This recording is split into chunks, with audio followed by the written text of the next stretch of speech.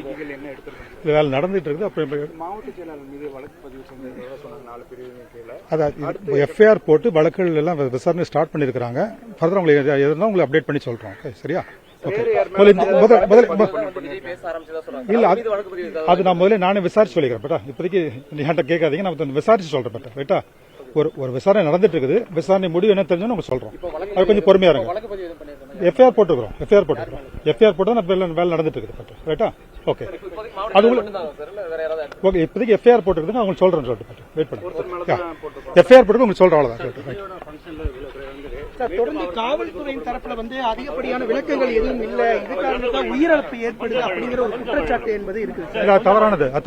அப்படி கிடையாது. அவங்க என்ன சொல்றாங்க, நாங்க அதிகப்படியான காவல்துறை நாங்க கேட்கிறோம், பாதுகாப்பு பணிக்கு கேட்கிறோம். தேவையான பொதுவாக இந்த அளவுக்கு கிரௌடுக்கு என்ன பாதுகாப்பு கொடுமோ அதுக்கு பாதுகாப்பு கொடுத்துருக்காங்க. அதான் கொடுத்துருக்காங்க. இப்ப ஏதாவது கைது நடவடிக்கைகள் இது ஏதாவது மேற்கொள்ளப்படுமா? அது இன்வெஸ்டிகேஷன் பேஸ் பண்ணி நடக்கும். Based on investigation. Play store மற்றும் ஆப் ஸ்டோரில் இருந்து பாலிமர் செயலியை QR கோடு மூலம் பதிவிறக்கம் செய்யுங்கள்.